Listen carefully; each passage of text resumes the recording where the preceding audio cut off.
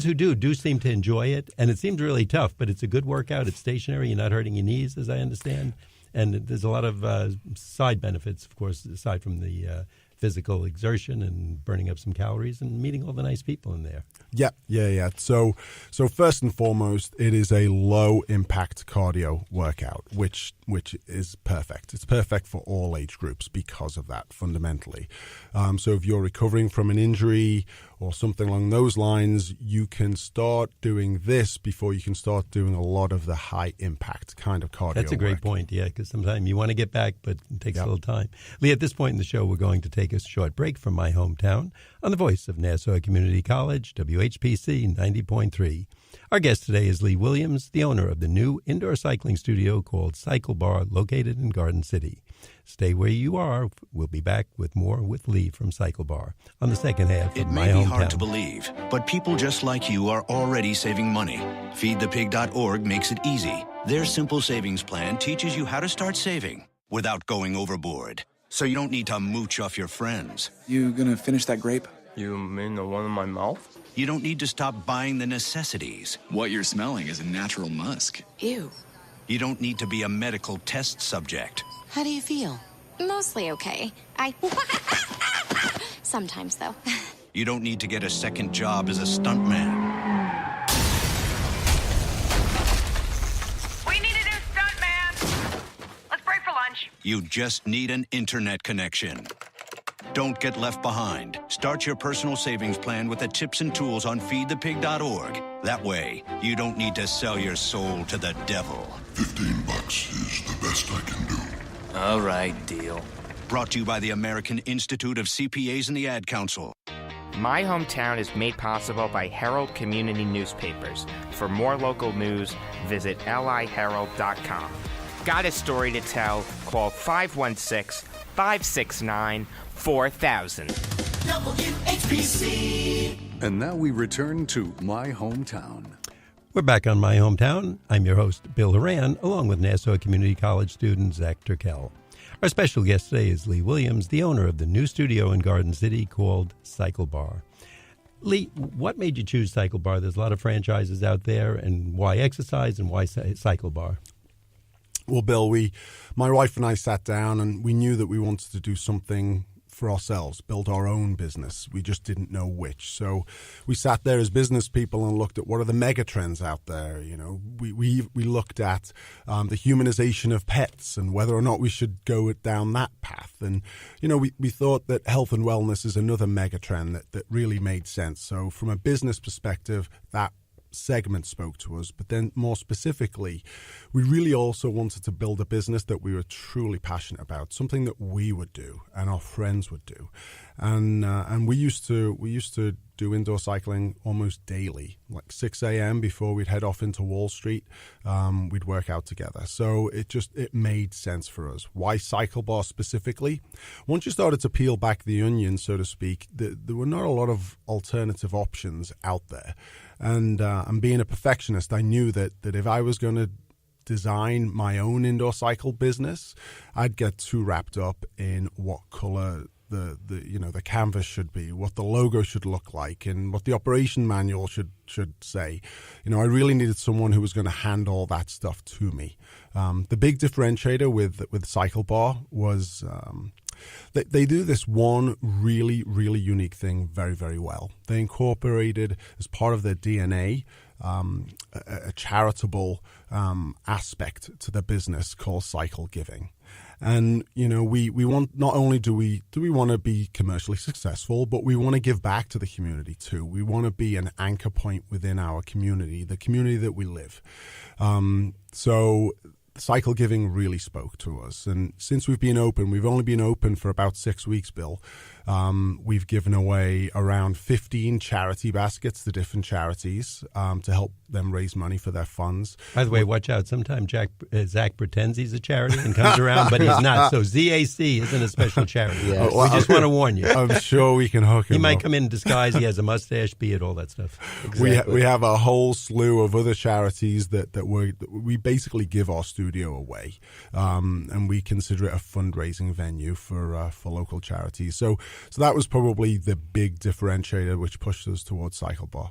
I think that really is important in the community. And honestly, I value businesses. And personally, if someone does that for an organization I'm with, whether it's PTA or Little League or a foundation or something, I always try to remember them and just come back and do something with them to the extent I can, or use their services, their restaurant, because, hey, we all are part of the community. And if you don't help the people coming up, we can go elsewhere. So, Zach? So, Lee, it took you a long time to actually get your location. It took you around 2 years to open your location. Why did it take so long?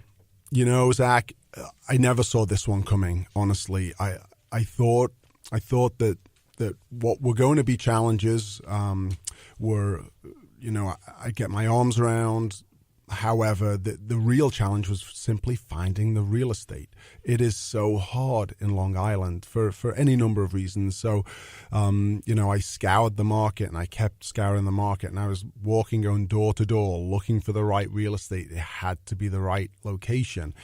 Ultimately, I stumbled across a building which had its ground floor for lease, but it was an office building. So I had to go and actually create what ultimately ended up being a win-win scenario. I went in, I leveraged my real estate background, and I went and talked to the building owner, and, you know, I sold him on the idea of converting the ground floor from office to retail. It just made so much more sense. It was going to help the value of his building because he gets more rent, and it was going to give me the location that I needed. And ultimately, he jumped on board. So that was great. And then, you know, God bless him, he managed to sell the building as well. So net, it was a win-win for everyone. I got my location, he got his sale. It was good.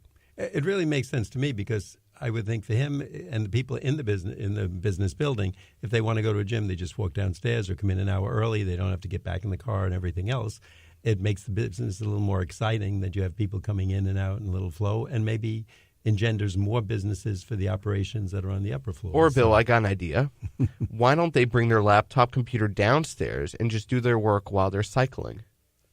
Ooh, you may want to hire this boy. You know, he doesn't look like much. You see, he looks like a person who's eating chicken fingers all the time, but he's a good thinker. And you two guys can get together for an entrepreneurs meeting afterward. Probably. I listen. I will say that it ultimately is an awesome amenity, not just for the local businesses, but just generally for the community. These boutique studios, they cost a lot of money to build out, and they are an attractive selling feature when the local realtors. We actually just had a group from Douglas Elliman in today, and it was important that the local realtors know the amenities of their community, and this is now a brand new luxury amenity in Garden City.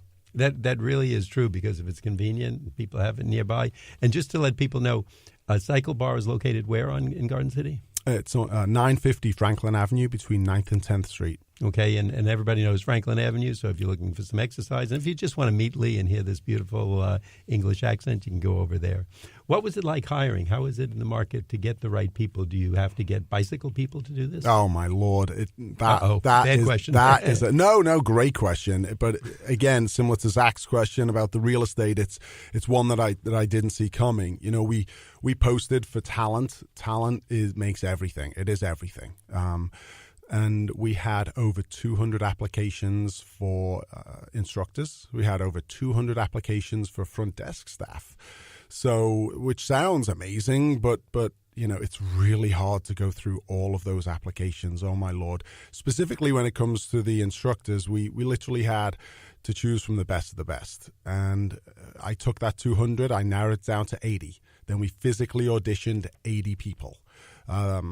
After that, we narrowed it down further, and we had a 4-day boot camp during which people can get cut. It's like American Idol. This is tough. Was this a reality show on the side? Were they taping this? No, seriously. I mean, it's a great idea. Yeah. But you apply for a job, and I would think they'd either accept me, and assuming that the people have whatever skills are necessary to be an expert in this field. But then you put them through a 4-day boot camp? Yeah. Well, look, I mean, people pay to come to your studio, and they expect, and they should expect. You know, we're not the cheapest game in town, but we deliver the best product, and as a consequence, we can only have the best instructors, and those instructors need to be certified in the CycleBar method, and that is not something you read on the back of a Weetabix box. No, I'm very impressed with that, because like a good hospital or a good law firm, you want the best people. Garden City has high demands. They want the best people working there. They have top-flight people who put in a long, tough day of law, business, accounting, food. You name it, food. There's always that with the food. And with that, I'll let you ask the question. Yes, Lee. So I understand that during your grand opening, you included 2 weeks of free rides. And what was that like? Is it like business suicide to give away your product for 2 weeks? It does seem counterintuitive, Zach. So, you're the new guy on the block and you're just giving everything away.